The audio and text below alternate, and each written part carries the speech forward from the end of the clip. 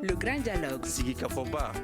Edouani wa Makaran. Le grand dialogue, l'émission de débat du studio Tamani sur votre radio. Chenni Beri.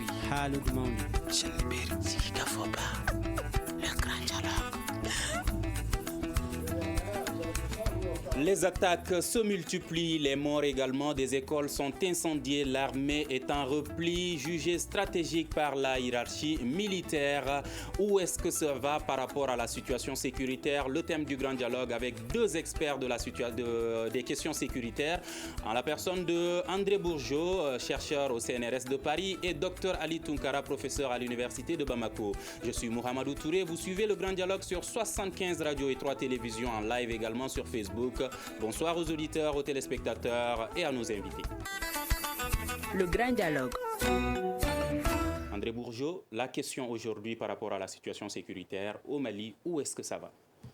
J'aurais tendance à dire que ça va mal, même très mal, puisque la situation n'a cessé de s'aggraver déjà depuis des mois. Mais là, je crois que ça atteint quand même un pic extrêmement grave et extrêmement important, avec ce qui s'est passé récemment à Indeliman. Je considère que c'est d'une gravité extrême. Je ne sais pas si les autorités politiques maliennes sont conscientes de cette gravité, mais ce n'est pas uniquement que dans le domaine sécuritaire. J'ai l'impression que c'est pratiquement dans tous les domaines. Donc, pour utiliser un peu une métaphore, j'ai l'impression que le pays est au bord du gouffre. Et quelle est l'ampleur de la situation, docteur Ali Tunkara? Je crois que l'ampleur, comme ça a été rappelé, elle est quand même inquiétante. Quand on regarde aujourd'hui les régions dites nord à celles du centre du pays naturellement, de 2013 à aujourd'hui, s'il y a lieu d'établir un bilan, il est quand même négatif incontestablement, parce que même des localités qui étaient quand même sous le contrôle de l'État central aujourd'hui se voient clairement sous contrôle des groupes radicaux violents ou sous contrôle des groupes d'autodéfense qu'on pourrait qualifier de milices selon des localités. Donc je pense qu'au-delà de tout cela, quand même, quand on questionne un peu l'élite politique, on se rend compte que est-ce qu'on n'est pas toujours dans les dénis? Parce que pour qui connaît aujourd'hui les dynamiques conflictuelles au nord et au centre du pays, naturellement, et voir comment les gens se comportent à Bamako avec des festivités, ça témoigne à combien, au-delà de la compassion, au-delà de la rhétorique, que l'enjeu n'est vraiment pas plus au sérieux. Je ne peux pas comprendre qu'une cinquantaine de militaires tombent sous le coup de groupes radicaux violents. Et au même moment, la hiérarchie militaire, elle est quand même moins impliquée, pour ne pas aller avec le dos de la cuillère. Et de la même manière également, quand on regarde le comportement auquel un nombre important de populations font l'objet également dans nos centres urbains qui sont à l'abri de ces attaques meurtrières. Clairement, la lecture, elle est non seulement du tableau, elle est non seulement sobre, mais dans le même temps, cette lecture questionne à combien l'homme malien serait aussi distant de cette question de sécurité du moment où lui-même ou ses proches ne sont pas forcément touchés. Quand on voit le degré de gravité de la situation, comme vous l'avez souligné, est-ce qu'aujourd'hui on doit se poser la question par rapport à la prise de conscience par rapport à cette question des autorités, ou est-ce qu'elles sont tout simplement dépassées par la situation? Si elles sont dépassées par la situation, c'est quand même une preuve d'irresponsabilité, parce que quand même, il y a eu des éléments qui ont alerté les autorités politiques et les militaires maliennes déjà depuis plusieurs mois, pour ne pas dire plusieurs années. Si on prend l'exemple de la prolifération des groupes armés salafistes djihadistes, ça a commencé par le Septentrion il y a déjà quelques années, et ça n'a cessé de s'aggraver en permanence sur l'ensemble du territoire national d'une part, et d'autre part aussi sur les pays voisins. Donc il y a eu quand même des preuves matérielles, concrètes, qui signalaient qu'il faut quand même intervenir d'une manière autre que celle-ci. Donc ça repose le problème des stratégies militaires. Est-ce qu'elles sont adaptées aux circonstances, ou bien est-ce qu'elles sont... Si elles ne sont pas adaptées aux circonstances, là aussi c'est grave. Ça veut dire qu'elles n'ont pas pris conscience des réalités. Il semblerait que, y compris dans l'armée française, que certains généraux, dont j'ai oublié le nom, a remis en cause la stratégie développée par Barkhane. Quand on voit ce qui s'est passé, moi je vais être très concret. Vous avez grosso modo le nombre d'hommes en uniforme avec Barkhane, avec la MINUSMA, avec les FAMA, grosso modo c'est entre 15 et 20 000 personnes, avec quand même un armement extrêmement sophistiqué, les drones, etc. En France, excusez-moi, en face, sur la toile, ils disent qu'il y a entre 1500 et 2000 djihadistes armés. Expliquez-moi comment, avec autant de moyens techniques et avec autant de moyens, on ne réussit pas pour enrayer, pour éradiquer, mais simplement enrayer depuis l'intervention de l'opération Serval, qui était un succès ponctuel, je dis bien ponctuel, ça n'a cessé de proliférer. Donc je me dis, mais il y a quelque chose quand même qui ne va pas. Je suppose que les drones sont en mesure de détecter les camps d'entraînement faits par les groupes armés, disons l'islam armé, pour ne pas... S'ils ne sont pas en mesure de le détecter, c'est quand même grave. S'ils sont en mesure de le détecter et qu'ils n'interviennent pas sur les camps d'entraînement des groupes armés salafistes djihadistes, je me pose des questions. Doit-on s'interroger sur la franchise de la collaboration entre ces différentes forces armées sur place? Manifestement, il y a un problème de coordination, mais ça va au-delà de la coordination, parce que de ce qui s'est passé au Mali central, dans le Massina, il y a quelques mois, on a dédouané Barkhane en disant que les objectifs de Barkhane, c'était sur le septentrion. Donc moi, ça m'a un petit peu alerté, et je suis retourné sur Internet pour voir quels étaient les objectifs de Barkhane. Barkhane a pour objectif de lutter contre les groupes terroristes, pas sectorialisés, sur l'ensemble du territoire malien. Donc on ne vient pas nous dire que non, ils ne pouvaient pas être là parce qu'ils avaient pour objectif d'être uniquement dans le septentrion. Donc il y a quelque chose quand même qui me fait mal. Et une des questions qui suscite autant de réactions aujourd'hui, il s'agit de ce repli de l'armée malienne au niveau de ses positions concernant Andera Boukane et Labé Zanka, un repli jugé stratégique par la hiérarchie militaire. Qu'en pensez-vous, docteur Ali Tounkara? Alors, le repli, déjà, il faut quand même l'inscrire à la suite, l'adresse que le président de la République a adressée à la nation au lendemain des attaques des Ndlimène. Donc, je pense que c'est une réplique quand même qui dénote de nouveau combien les communautés rurales, notamment, ont le sentiment d'être abandonnées par l'État. On a beau expliquer les raisons qui ont conduit à ces replis. Clairement, ce qu'on ne dit pas à juste titre, lorsque des armées régulières se retirent d'une localité donnée, naturellement, on va assister à l'émergence de groupes d'autodéfense. Un vide est déjà là. Le vide, donc, les populations vont s'efforcer à le combler en créant des groupes d'autodéfense, notamment qui vont avoir aussi comme soubassement ou confondement le référentiel communautaire, malheureusement. Mais dans le même temps, un tel repli, au-delà du sentiment d'être abandonné par l'État central, va même permettre également aux groupes radicaux violents d'avoir un ancrage local. Parce que vous n'êtes pas sans savoir quand même que les différentes localités aujourd'hui qui font l'objet à ces replis dits stratégiques de la part de nos forces de défense et de sécurité, ce sont des localités quand même qui sont sérieusement convoitées par les groupes radicaux violents. On ne le dit pas suffisamment.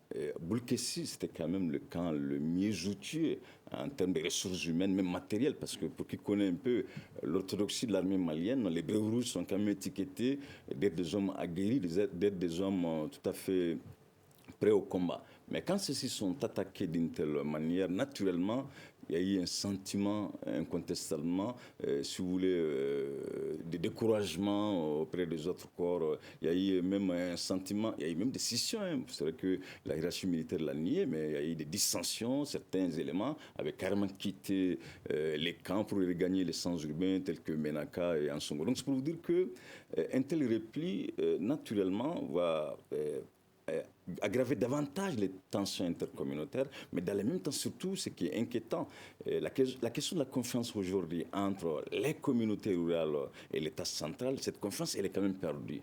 Un tel repli ne fera qu'aggraver davantage cette confiance en l'État. Donc, comment allez-vous faire comprendre les communautés en proie à l'insécurité que les forces de défense et de sécurité, qui sont quand même les acteurs préparés à cet effet, afin de contrer la montée du radicalisme ou de toutes ces menaces sécuritaires, que ceux-ci ne sont plus à mesure, à partir local, de faire face aux groupes radicaux violents. Donc ils seront désormais dans les centres urbains afin de déclencher, afin justement de s'attaquer, parce qu'on parle quand même de nouveaux concepts qui va consister désormais à s'attaquer aux groupes radicaux violents. Mais je pense que c'est de la poudre aux yeux. Pour mémoire, on sait quand même qu'en 2012, la même expression a été employée.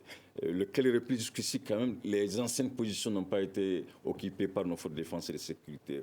Et rien ne peut nous faire dire aujourd'hui que ce repli récent va être différent du repli de 2012. Je pense que un État central a quand même l'obligation d'avoir des moyens susceptibles non seulement de sécuriser les communautés, mais dans le même temps de faire en sorte que ces communautés et leurs biens également se sentent en assurance. Si l'État est absent en matière de l'offre sécuritaire, naturellement, des stratégies endogènes vont émerger.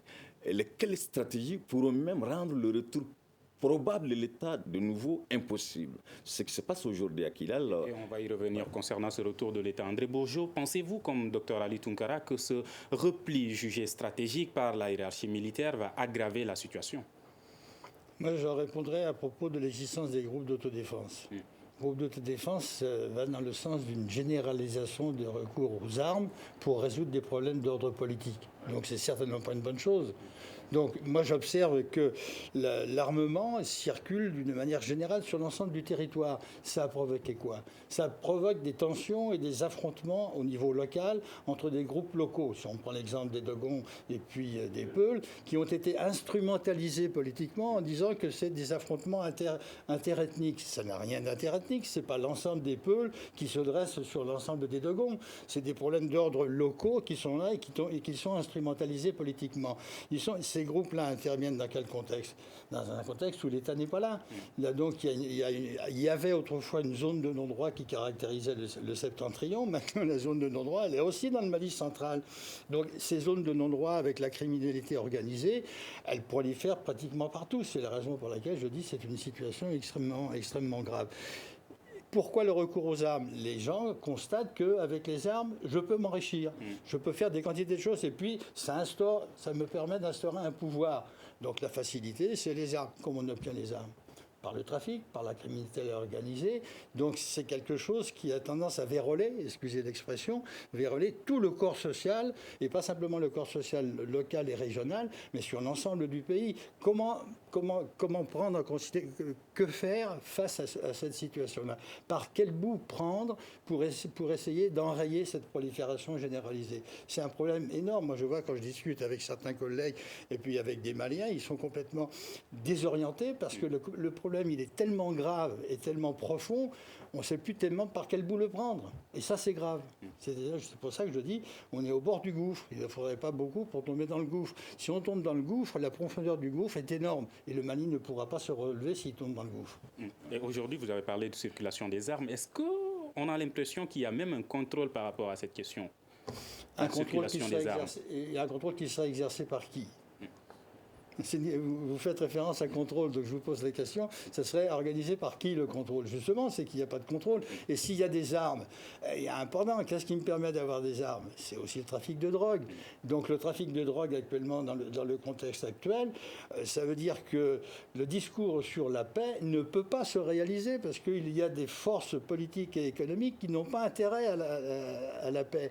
Et ces forces économiques et politiques qui n'ont pas intérêt à la paix, ce sont ceux qui manipulent la drogue. Je pense qu'il y a des relations de type structurel et organique entre trafic de drogue et trafic d'armes.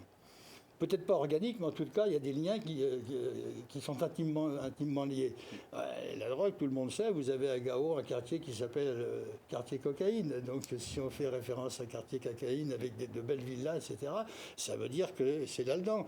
Si c'est là-dedans, ça implique aussi les forces politiques et militaires locales, y compris l'islam armé. L'islam armé n'est pas étrangère au trafic de drogue, même si ce n'est pas directement, c'est au niveau du contrôle de l'acheminement des drogues illicites. Donc, vous voyez, on ne peut pas parler de paix sans s'attaquer au trafic de drogue et à la corruption. Je crois que trafic de drogue et corruption sont intimement liés. D'accord. Les autorités maliennes peuvent-elles ne pas se rendre compte des risques que vous êtes en train de soulever par rapport à ce repli? Je pense qu'il y a quand même une prise de conscience incontestablement quand on regarde les différentes réponses apportées par l'État central de 2012 à aujourd'hui. Ce sont des réponses qui restent tout à fait non satisfaisantes au regard de l'ampleur de la situation. Mais je pense qu'en toute objectivité, l'élite politique malienne aujourd'hui, elle est quand même aux abois. Elle est vraiment à ses limites, à telle enseigne que elle se confie même à des forces dont leur contrôle l'échapperait entièrement. Est-elle dépassée, l'élite? Clairement, parce que quand vous regardez aujourd'hui les différents mandats qui sont confiés à la force Barkhane française, celui également de la force onusienne de l'aménagement, naturellement, par ces résolutions onusiennes, ce qu'on ne dit pas à juste titre aux populations, ces résolutions font l'état d'accueil de ces forces un état sous tutelle.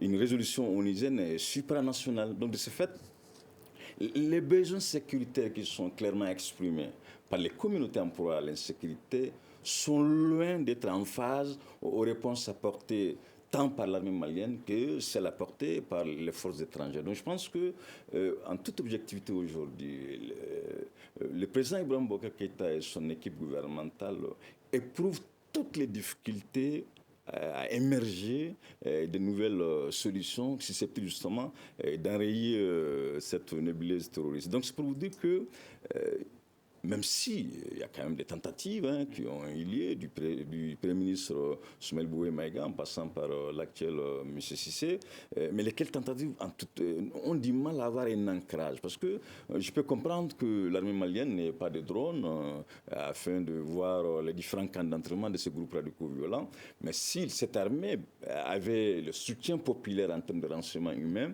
naturellement, elle allait gagner davantage sur les groupes radicaux violents.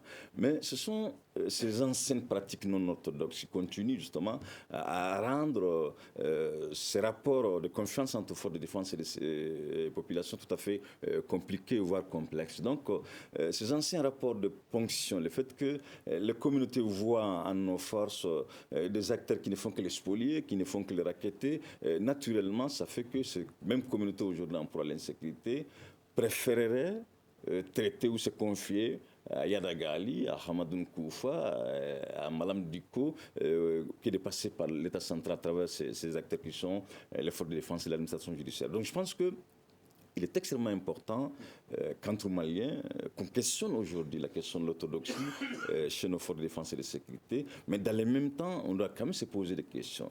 Comment peut-on comprendre des kilomètres et des kilomètres, des centaines de motos peuvent quitter d'un point A à un point B pour s'attaquer à un camp malien sans que les 10 camps n'aient un minimum de renseignements de la part du local. Donc c'est là, ça pose quand même clairement la question de cette absence cruelle de confiance entre l'État central à travers ces acteurs qui sont les FAMA et les communautés en proie à l'insécurité. Ce n'est pas pour rien que dans beaucoup de localités, telles qu'à Nguilmen, quand vous regardez un peu les différentes aires culturelles de cet environnement, ce sont quand même des localités qui ont toujours été réticentes à ce qu'elles soient sous l'emprise de l'État central. Comment, dans ce genre de contexte, voulez-vous que les communautés soient tout à fait coopératives vis-à-vis des FAMA? Des FAMA, justement, le service de renseignement malien ou les services de renseignement maliens fonctionnent-ils selon vous?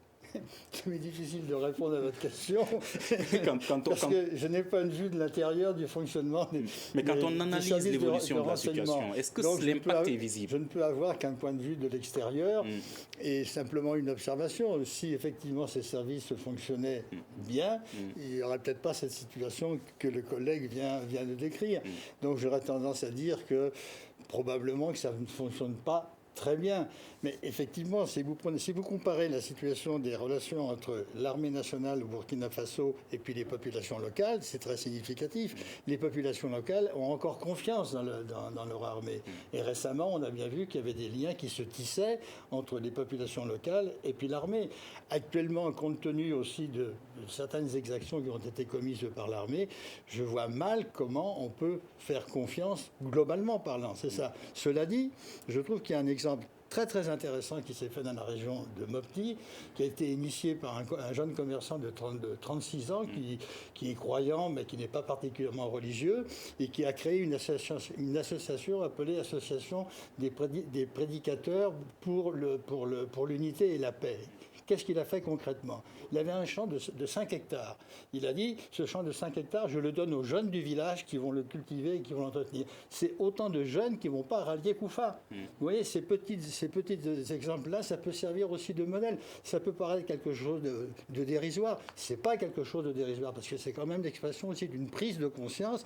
Si ce genre d'exemple pouvait se proliférer en fonction des réalités locales, ce serait quelque chose d'extrêmement important. Ça veut dire que le peuple malien, enfin les villageois seraient partie prenante. Mais à cet égard, comment voulez-vous que le peuple malien se sente impliqué lorsque vous avez un accord de paix dont il a été complètement écarté, donc il ne se sent pas partie prenante de l'histoire de son pays, ce qui est grave, parce que le contenu des accords de paix implique le destin du peuple malien.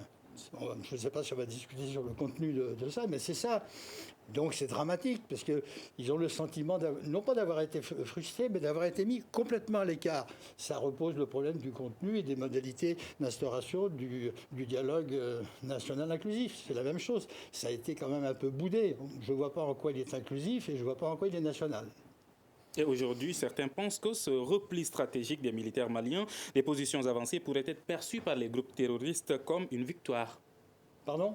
Que ce repli, jugé stratégique par la hiérarchie militaire, pourrait être perçu par les groupes terroristes comme une victoire. Bon, ça c'est leur affaire de les percevoir comme victoire. C'est de bonne guerre. Je crois que dans le cadre des campagnes de propagande, effectivement, l'ennemi il a intérêt à dire, mais voilà, on a marqué des points. La preuve, c'est qu'il y a un repli stratégique.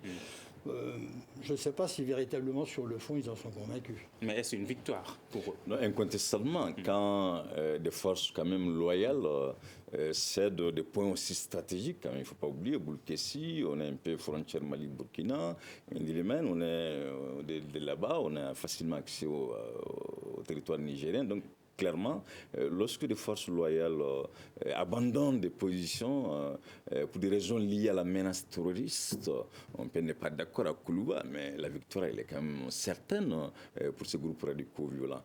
Mais je pense que pour rendre cette victoire, si il y en a, c'est de rendre quand même ce repli vraiment passager. Mais du moment où l'autre repli 2012 continue quand même à se prolonger, je ne sais pas en quoi ces replis seraient différents de celui de 2012. Mais fondamentalement, reconnaissons quand même qu'aujourd'hui, les régions dites nord du Mali, les forces de défense et de sécurité n'étaient pas aussi quand même attaquées par les groupes radicaux violents.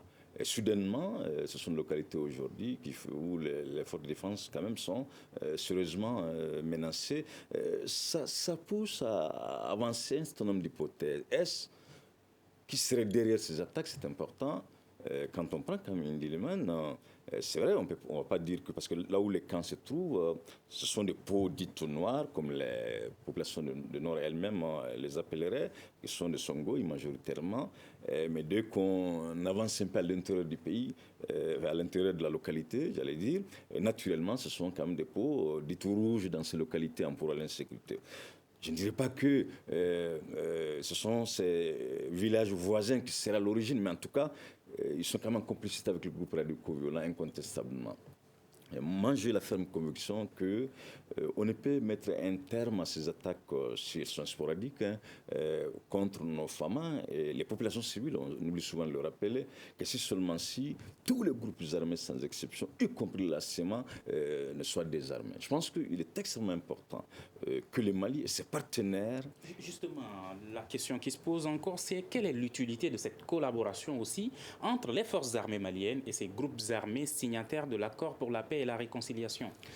Je pense qu'il y a toujours un sentiment de méfiance entre ces différentes forces en présence. Quand vous allez dans ces différentes localités aujourd'hui, vous allez vous rendre compte qu'au-delà de la signature de l'accord pour la paix et la réconciliation, en dépit de la présence des forces étrangères, les différents acteurs qui sont à la charge de l'offre sécuritaire, certes, on nous parle de patrouilles conjointes, des actions communes qui seraient conduites ça et là, mais quand vous creusez à fond ce qu'on entend par patrouille conjointe, par opération commune, vous allez vous rendre compte que non seulement les stratégies sont définies à l'absence de l'autre, mais dans le même temps, l'autre ne sait même pas quels sont les itinéraires qui seraient empruntés ça et là. Donc c'est pour vous dire qu'aujourd'hui, que ce soit les femmes, la force Barkhane française, la force onisienne, ce sont des acteurs où chacun évoluerait indépendamment des autres. Donc ce qui fait qu'il n'y a vraiment pas une coordination effective. Il n'y a pas de patrouille proprement dite mixte qui serait le quotidien de ces différentes forces en présence. Et donc quelle est l'utilité de l'accord pour la paix et la réconciliation au Mali sur le terrain? Bonne question. Je répondrai aussi pour compléter l'intervention de mon collègue.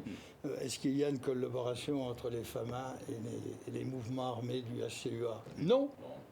Bien sûr que non, il n'y en a pas, puisque jusqu'à présent, l'administration civile et militaire malienne n'a pas le droit d'aller dans la DAR des IFORAS. Et quand vous avez des représentants de l'État à un haut niveau, que ce soit Premier ministre ou au niveau du chef de l'État, on leur donne l'autorisation sous condition que... Donc comment voulez-vous que ça fonctionne? Ça, c'est reconnu par qui? par tout le monde, la communauté internationale, le médiateur, les autorités politiques et sécuritaires maliennes, les Français disent quoi? Absolument rien. Il n'y a jamais eu tentative de sanction contre la non-application sur la violation du contenu des accords de paix. Loin s'en faut. Quand vous avez eu, il y a, je crois, quelques mois, 4, 5 ou 6 mois, où la CEMA a décidé d'appliquer la charia sur l'ensemble de la Dar des Iforas et de créer une carte d'identité pour les Maliens, qui a dit quelque chose? Personne. À ma connaissance, les autorités maliennes n'ont strictement rien dit, l'Algérie n'a rien dit, la communauté internationale n'a rien dit. Comment voulez-vous que ça fonctionne? Comment voulez-vous qu'il y ait quelque chose qui dise effectivement, on va soutenir, alors que tous ces gens-là font pratiquement ce qu'ils veulent, d'une part. D'autre part, si vous analysez d'une manière un peu historique dans la profondeur l'attitude des groupes armés salafistes et djihadistes, ils interviennent quand ils veulent et là où ils veulent. Donc il y a quelque chose quand même qui ne va pas. Ce qui me paraît intéressant dans la situation actuelle, c'est aussi l'armement de ces groupes armés, qui est un armement maintenant extrêmement sophistiqué, et que les attentats sont de plus en plus rapprochés, et la cible dominante, c'est les FAMA. Ce n'est pas par hasard que ce soit les FAMA, parce que c'est à partir de là aussi qu'ils peuvent faire des actions de propagande sur les FAMA pour essayer de faire en sorte que les FAMA se détachent et se rallient aux Moudjahidines, aux combattants. Et c'est ça aussi qu'il y a derrière. Face à ce genre de stratégie, qu'est-ce qu'il y a? Les stratégies en face, quelles qu'elles soient, c'est quand même un échec. Est-ce qu'il ne faut pas repenser des stratégies? Moi, j'observe que d'un côté, pardon, la brousse est occupée, grosso modo, par l'islam armé, pour parler large. Les militaires internationaux, étrangers, et FAMA, ils sont où? Dans les villes. Donc, comment voulez-vous? Est-ce qu'il ne serait pas beaucoup plus simple, comme le faisait Napoléon, d'utiliser les armes de l'ennemi, au lieu d'avoir des bataillons de 100 personnes ou 150 personnes, etc., d'avoir des petits groupes de sections qui sont en brousse? Il faut pénétrer la brousse pour les éradiquer. Ils sont localisables, on peut les localiser. Si on peut les localiser, les militaires doivent trouver les moyens, justement, de s'approcher pour éviter qu'ils viennent dans les centres urbains.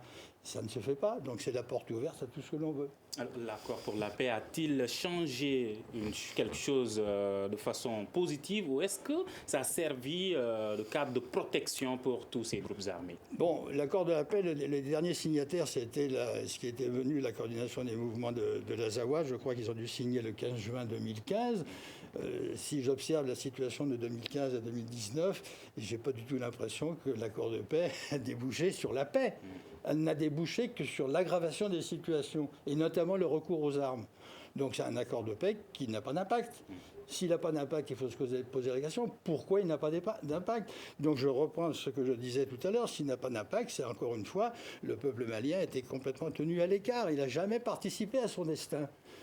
Un accord comme ça qui est signé et qui n'est pas discuté à l'Assemblée nationale, c'est quand même grave. Et donc, qu'est-ce qu'on ne dit pas aux Maliens lambda par rapport à cette crise sécuritaire au Mali?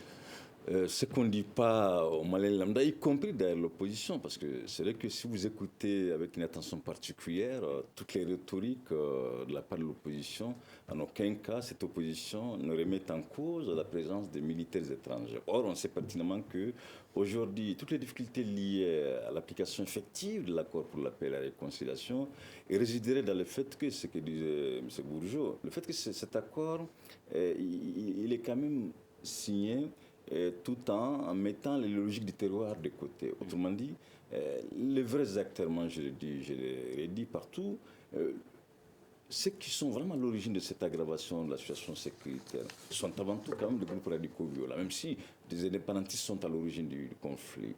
Mais comment allez-vous conclure un accord avec des acteurs que je qualifierais même subsidiaires, étant donné qu'il y a des acteurs clés qui sont Yara Ghali, qui sont Abou Sahraoui, Ahmad Nkoufa et d'autres au Katiba. L'erreur dans la non-application ou dans la non-effectivité de cet accord pour la paix résulte dans le fait que ces vrais acteurs ont été mis de côté Et justement, faut-il négocier avec eux? Incontestablement. Quand vous regardez aujourd'hui toutes les propagandes faites par ces groupes radicaux violents, ils s'appuient quand même sur l'islam littéral. Vous faites allusion à des textes qu'on pourrait qualifier de littéralistes, des auteurs comme Ibn Taymiyyah, d'autres penseurs qui sont très respectés dans le monde musulman sunnite. Ce sont des auteurs également qui ont tout à fait condamné l'action violente au nom même des référentiels musulmans. Moi, je ne vois pas en quoi aujourd'hui les groupes ou les anciens combattants du MLNA qui sont aujourd'hui sous la coupole SEMA ont tué, ont violé, sont attaqués au symbole de l'État. Les groupes radicaux violents ont connu les mêmes exactions. Je ne vois pas en quoi, sur la table de négociation, les mêmes acteurs ne soient pas acceptés de la même manière. Je pense qu'on va me dire que les groupes radicaux violents sont tout à fait pluriels, on ne sait même pas combien ils sont-ils. On va me dire qu'ils vont parler de l'application de la charia, ils vont parler du départ immédiat des forces étrangères, mais tout cela, ça peut se discuter. Il y en a qui parlaient de la partition du pays, aujourd'hui ils sont sur la table de négociation. Il y en a qui sont attaqués au serment de l'État, ils ont quand même accepté d'intégrer le corps social. Donc c'est pour vous dire que l'application de la charia, on ne peut convaincre un acteur qui tient à cela qu'à travers des textes sacrés. On a aujourd'hui des acteurs au Mali qui sont capables de les déchiffrer et convaincre ceci effectivement du fait que l'hypothèse qu'ils soutiennent n'est pas une hypothèse soutenable au nom même de l'argumentaire religieux. Et de la même manière également, il est extrêmement important aujourd'hui entre Maliens qu'on se dise une chose. Voilà les puissances étrangères, certes, il faut quand même le rappeler. La force Barkhane, elle est utile, il ne faut pas le nier. N'eût été l'intervention française, n'eût été aussi la venue de l'aménagement, naturellement, ces débats n'allaient même pas eu lieu. Donc, c'est pour vous dire que la force Barkhane, la force onusienne joue un rôle tout à fait crucial dans le maintien du Mali d'aujourd'hui. Mais en dépit de ce rôle important joué par ces deux forces étrangères, il est quand même incontestable aujourd'hui que l'on déclenche le processus de dialogue avec le groupe radicaux violent. Les États-Unis avaient-ils le même langage en Afghanistan, en Irak aujourd'hui, au Qatar effectivement, des pourparlers sont engagés entre les États-Unis et les talibans. Pourquoi pas au Mali, même si la France n'est pas pour un tel dialogue. Quel est votre avis par rapport à cette négociation avec les djihadistes? Deux choses. La première chose, je tiens quand même à souligner que peut-on signer des accords de paix avec des groupes qui restent armés? Il y a quand même une contradiction fondamentale entre le non-désarmement et puis la signature. Il y a une contradiction énorme qui conduit à la situation dans laquelle on est. Maintenant, pour répondre à votre question, moi j'inverserais la question. Est-ce que c'est l'islam armé est susceptible de dialoguer? Ils sont très clairs. El-Baghdadi, il dit très clairement, on ne discute pas avec les mécréants. Si vous prenez le contenu des prêches de Koufa, Koufa, il va plus loin. Il utilise même le terme bâtard pour caractériser les musulmans de sunnites et pacifistes. Donc ça va quand même très loin. Donc ça veut dire faire des déclarations d'intention pour dire il faut négocier, oui. Avec qui, au préalable, il faut leur demander s'ils sont d'accord pour négocier, même pas négocier, pour rentrer en contact avec eux. À partir de ce moment-là, s'ils disent oui, on est ouvert au dialogue, c'est quelque chose qui va un peu plus loin. Maintenant, sur le contenu, est-ce qu'ils vont faire des concessions sur le khalifa et sur l'application de la charia ? C'est un problème de fond. Est-ce qu'ils vont être d'accord à dire « Ah ouais, d'accord, on va maintenir une nation républicaine, la notion de république, on est d'accord avec ». Je doute fort que ça puisse déboucher sur ça. Donc c'est vraiment deux positions antagonistes. Alors, ce qui ne veut pas dire pour autant qu'il ne faut pas essayer d'instaurer des contacts. Dialogue, c'est autre chose. C'est quand même quelque chose de très institutionnalisé, de très préparé. Il faut œuvrer dans ce sens, mais il ne faut pas se faire d'illusions. Si c'est dans le cadre d'un rapport de force politique qui est celui qui existe actuellement, ils vont dire non, c'est nous qui marquons des points sur le plan militaire et sur le plan armé, et donc c'est nos objectifs qui doivent être privilégiés. Vous vous rendez compte de la difficulté de la situation pour essayer de dialoguer? Déclaration d'intention, oui, mais passer à l'acte, c'est autre chose. Bon, il y a eu des tentatives qui ont été faites avec ça, dans ce sens-là, entre l'imam Diko et puis Iyad Agrali. Ça n'a pas débouché sur quelque chose d'important. Parce que Iyad Agrali aussi, il joue son pouvoir. Il a un pouvoir quand même énorme sur la Dar des Iforas, y compris sur le HCUA. Le HCUA, El Rabas, tout ça, c'est quand même des relais à Ansar el-Din et plus particulièrement au JNIM. Très difficile. Très difficile. Non, je pense qu'on peut, je comprends aisément, ces inquiétudes sont tout à fait légitimes, hein, mais je pense que l'arme la plus redoutable pour ramener ces acteurs qui se battent aujourd'hui au nom du référentiel musulman reste quand même les textes sacrés, notamment musulmans. Un Yaragali qui va poser son veto pour ne pas renoncer à l'application de la charia, ou un Hamadoun Koufa, par les mêmes textes sacrés, on va les faire croire qu'au nom même de l'islam, voilà, un État islamique n'a jamais existé dans l'histoire de l'islam. Ça, on peut le prouver par les textes. De la même manière également, reconnaissons que dans l'islam, il y a ce qu'on appelle ce qui est immuable, le fait de prier, de jeûner, ça on ne peut pas toucher. Mais toutes les affaires sociales sont comme sujet aux discussions. Et je pense que, moi j'ai la ferme conviction, il y a de la graine à moudre. On a des éléments qui sont très proches de ces acteurs du point de vue idéologique qui peuvent le convaincre au nom des référentiels musulmans. Je ne vois pas en quoi peut-on convaincre un Hamadoun Koufa à renoncer à l'usage de la violence au nom des droits humains? Il s'en moque pas mal. Je ne vois pas en quoi peut-on convaincre un Jafar Malam Diko au nom d'une force quelconque étrangère de renoncer à la violence. Mais je pense que quand on puise dans les mêmes textes, le dialogue devient intéressant. C'est exactement ce que l'Algérie a fait, ce que la Mauritanie a fait, qui sont comme des pays voisins, qui avaient les mêmes difficultés avec ces groupes radicaux violents, qui brandissaient partout l'application stricte des textes sacrés.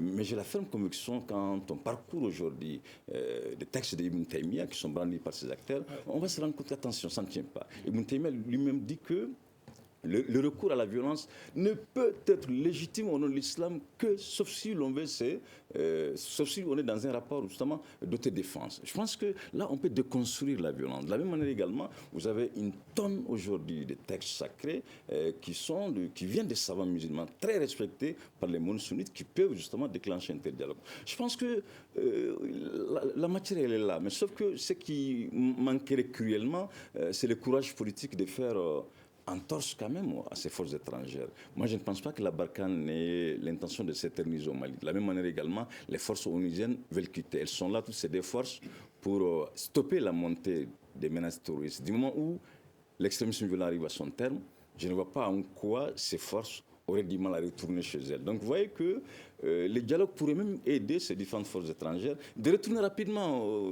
plutôt que prévu d'ailleurs. Voilà. Vous voulez réagir sur la question? Oui, je voulais dire la chose suivante, c'est que je ne pense pas qu'il existe un islam.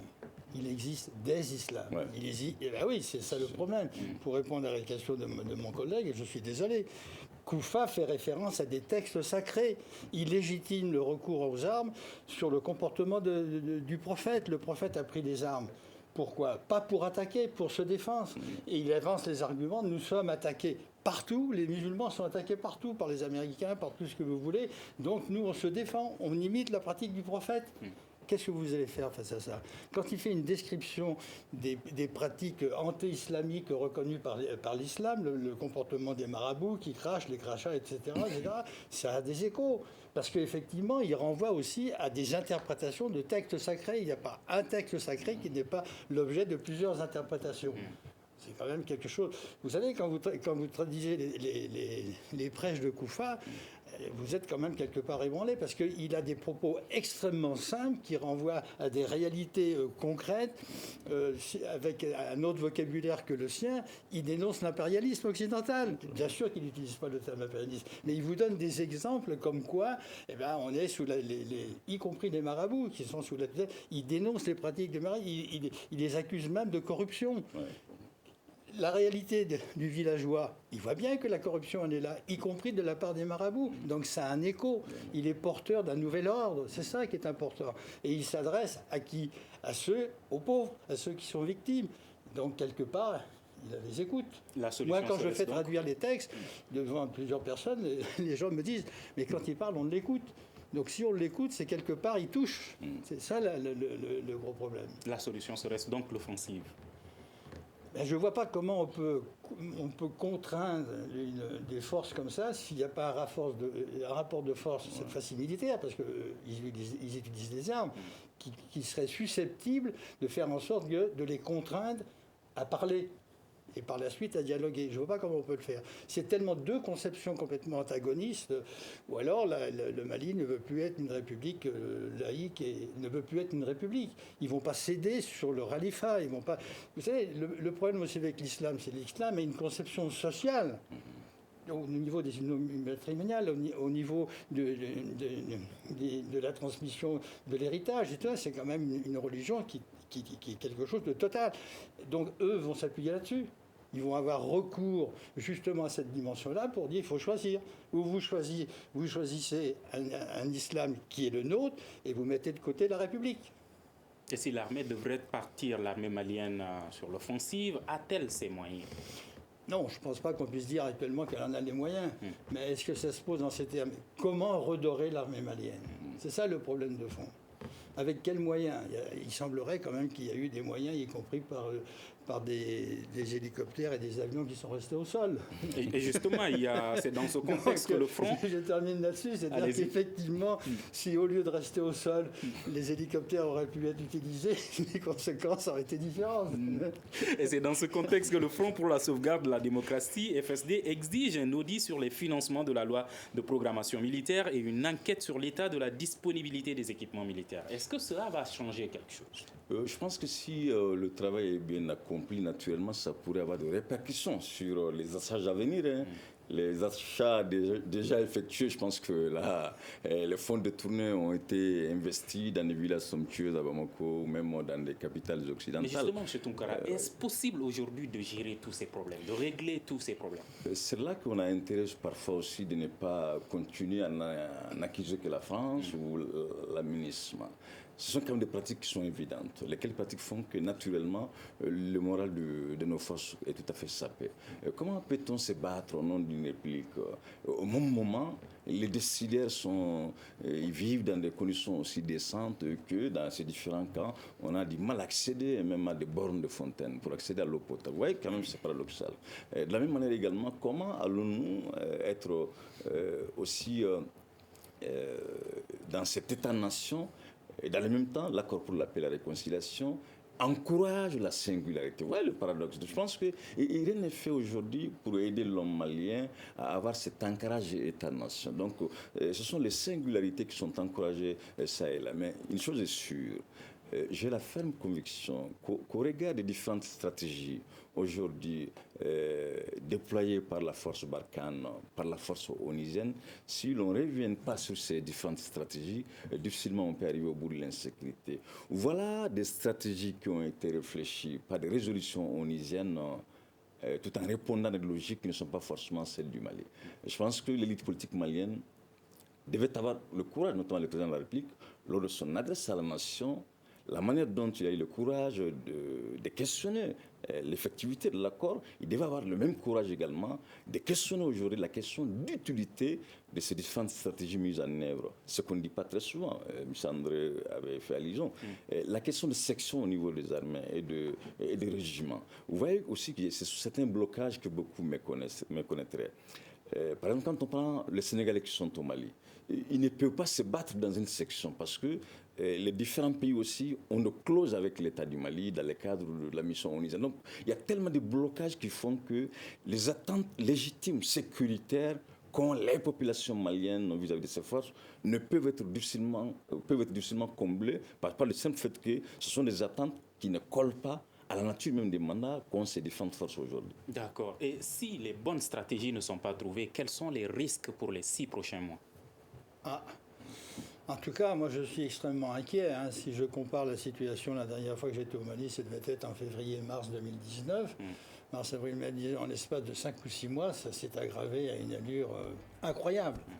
Au point où certaines forces politiques et certaines personnes demandent la démission du président de la République. Ça aussi, c'est quand même quelque chose de très révélateur. Bon, je dis le président Ibrahim Boubacar qui a été sur le contenu des accords de paix qu'il faut le modifier. Ça intervient 4 ans après la signature des accords de paix. Jusqu'à présent, il aurait fallu tout de suite. Ça repose le problème des conditions d'élaboration du contenu des accords de paix, qui sont plus que douteux. Mais il fallait intervenir très rapidement. Il était quand même investi de près de 78% d'électeurs qui ont voté pour lui. Donc, de mon point de vue, il ne sera pas content de ce que je vais dire, mais moi j'ai envie aussi de dire ce que je pense, qu'il fallait qu'il intervienne d'une manière beaucoup plus ferme dès le début des choses, ne pas se laisser un petit peu promener par la communauté dite internationale. Et effectivement, on arrive dans une situation où quasiment le pays est sous tutelle. D'accord. C'est grave. Et en quelques secondes, êtes-vous aussi inquiet, Dr Ali Tunkara? L'inquiétude est légitime, mais je pense qu'il ne faut pas quand même perdre l'espoir à tout bout de champ. On a vu les murs du Berlin qui s'est effondré, on a vu l'éclatement de l'Union soviétique. Donc je pense qu'avec des hommes courageux, des femmes et des hommes courageux, naturellement, le Mali peut se retrouver. Mais je pense que pour que le Mali se retrouve aujourd'hui, l'exemplarité du sommet est indispensable. Sans laquelle exemplarité, naturellement, les acteurs en prison seraient traversés par le découragement, par des sentiments de repli, stratégies de quel repli pourraient avoir difficilement le courage de se redéployer sur les positions anciennement quittées. Merci Dr Ali Tunkara, professeur à l'Université de Bamako, et André Bourgeot, chercheur au CNRS de Paris, tous spécialistes de questions sécuritaires. À la régie vidéo et audio, Gagné Kanté et Nouhoum Diré, je suis Mouhamadou Touré. S'informer pour comprendre, dialoguer pour s'entendre. Merci fidèles auditeurs et téléspectateurs de Studio Tamani. Le Grand Dialogue. Le Grand Dialogue, l'émission des débats du Studio Tamani sur votre radio.